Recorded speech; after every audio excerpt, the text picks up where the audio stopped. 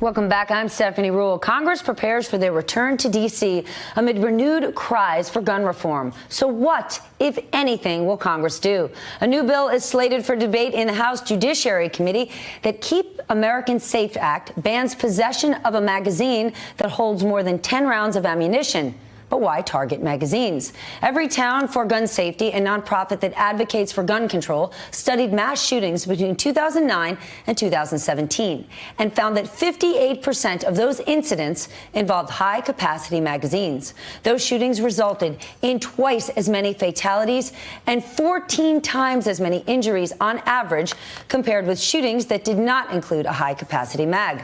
Joining me now to discuss, Washington Post White House Bureau Chief, Pulitzer Prize winner Phil Rucker, professor at the University of Texas School of Public Affairs, Victoria DeFrancesco Soto, and associate editor of Commentary Magazine, Noah Rothman, here with me in the newsroom. Victoria, the most recent mass shooting took place in Texas. That is your home state. Ironically, it was just one day before the state loosened restrictions on gun ownership. We hear people from around the country calling for universal background checks and more common sense gun control. But is the fight for stricter federal controls already lost, at least in Texas? You know, the opinion here in Texas is different than the one that we see nationally. I mean, Stephanie, just hours after the Permian Basin shooting, we saw one of our state reps here tweet out to say, I'm going to tell you guys what we're not going to do.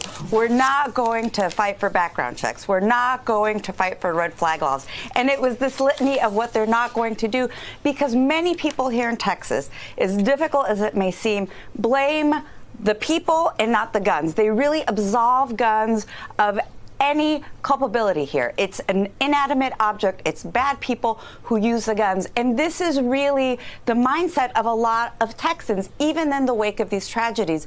So regrettably, this is a fight that isn't going to be resolved anytime soon, at least here in Texas. No, this tweet caught my eye. Poway, Aurora, Dayton. The list goes on, but all of these mass shootings were committed with an AR-15 or an AR-15 style weapon. Is banning high-capacity magazines the answer, or we're hearing more and more people saying there needs to be a ban on military-style weapons? Well, I suppose you could argue, I mean, you need to form a consensus around whatever you want to do, including banning certain weapons or accessories, but it doesn't really surprise me that the AR-15 being the most popular rifle, semi-automatic rifle in America, would be used in a lot of these events. It's like saying something as ubiquitous would be used in an event that is very common. Most gun violence is committed with semi-automatic handguns.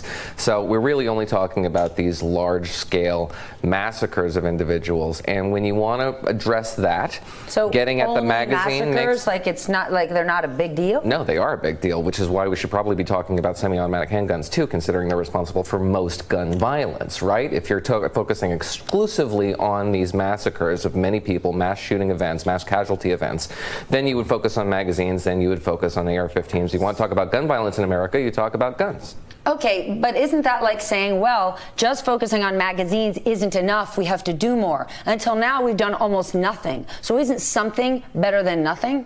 Well, it is, but you should be concerned, I would be, by the Democratic side also raising the stakes. The Republican side is now focusing on trying to pull the president back. I think he genuinely has a desire to do something, for example, on background checks. He's been consistent on gun control even before he was a political figure. And what are Republicans pulling him back from? The politics, yeah, the bad politics of gun control for Republicans. For a Republican who needs Republicans to turn out in 2020, that's a problem, because Republicans will be discouraged by a Republican president who embraces a conventionally Democratic position on gun control. The same effect is happening on the Democratic side now, where you have people embracing things like federal gun registry, which was made illegal, punishable by jail time in Mansion Toomey, or even Beto O'Rourke suggesting that we should have a confiscatory regime. That raises the stakes on the Democratic side in a way that hardens positions, gets everybody further from the center, and is reciprocal. It's happening on the right as much as it is on the left. Phil, in the last few days, we've seen Ohio Congressman and presidential hopeful Tim Ryan say Mitch McConnell needs to get off his ass and do something. But new reporting says that Mitch McConnell is waiting for the president to say what kind of gun bill he would sign before letting something come to the floor. Is he just kicking the can here? What's going on? Well, Steph, the reality is that the president has said he wants to do something here, but he's not been clear about what that something is. He's backed away, it seems, from universal background checks, which is something he advocated in the immediate aftermath of the El Paso and Dayton shootings a few weeks ago. And the political dynamic on Capitol Hill, I'm afraid to say, is that they're not going to do anything. The Republicans in the Senate won't do anything until there's some presidential directive, some leadership from Trump to say, here's what I want done, here's what I'm willing to sign, here's what I'm willing, importantly, to provide political cover for you on. And it doesn't look like he's done anything in that regard yet. There is some talk from the vice president's office over the weekend about a capital punishment law that would, I don't know the details exactly, but that would basically increase the punishment for these alleged or accused mass shooters.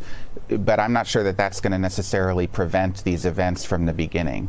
Victoria, is there ever a scenario where this does not become political? An overwhelming amount of Americans support the idea of a universal background check. Is it naive to think that a universal background check could not be political?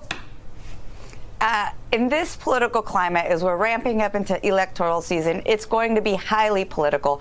But in the case that we're facing right now with the two recent mass shootings just here in Texas in the course of a month, I actually think things are on the side of the Democrats, because for Republicans right now, they've got the base set. Donald Trump has pumped them up, but they need women. They need those moderate Republican women that they got in 2016 to put him over the top.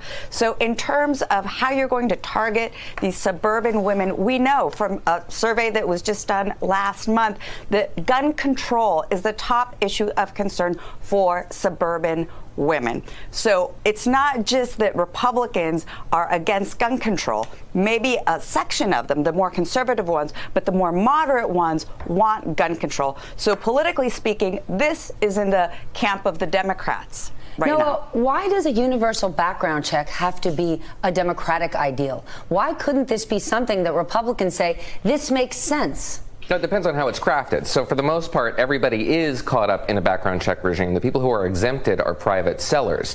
And going back to Manchin Toomey, the carve out there was for private individuals selling to family members or friends, or listing something in a church. For example, the advertisement couldn't go on a website, couldn't be publicized. It had to be a very circumspect set of circumstances where you can sell one weapon from you to a friend or family member. And that is really the exemption that we're talking about when we talk about universal background checks. People talk about gun shows and what have you. Anybody who's listed as a federal seller, who is by the way, which is also mostly people at these gun shows, the so-called gun show loophole, they are caught up in a background check. We are now only talking about criminalizing private sales from private individuals. And what's going to happen there, for the most part, is most people will simply go ahead with the sale without the requisite paperwork, making individuals who are not criminals today criminals tomorrow. All right, Phil, in the category of this is not normal, give me a history lesson. Mike Pence taking the president's place on a trip abroad. He's in Ireland. He is staying at a Trump-owned facility, which is on the other side of the country, requiring Vice President Pence to fly to work every day while he's there. While this isn't necessarily abnormal for this administration, tell me what it's like historically. Well, Steph, it's not normal historically, but we've also not historically had a president who owns properties around the world and who is personally profiting when people stay at those properties. That's not normal either. So the situation with Vice President Pence, he is staying at that Trump resort in Ireland. This is an official government trip, although his staff has indicated that the Pence family is paying for the family members who are doing this travel. He's traveling with his mother and with his wife, the First Lady, or Second Lady Karen Pence. But it's strange. I mean, a lot of his official meetings are in Dublin. That is not where he's staying. Dublin's a big city. Certainly they have hotels that could accommodate the vice presidential delegation, but instead they're staying at the Trump Golf Resort. It's also confusing. If he's traveling with his mom, which one does he call mother? Hey there, I'm Chris Hayes from MSNBC. Thanks for watching MSNBC on YouTube. If you want to keep up to date with the videos we're putting out, you can click subscribe just below me, or click over on this list to see lots of other great videos.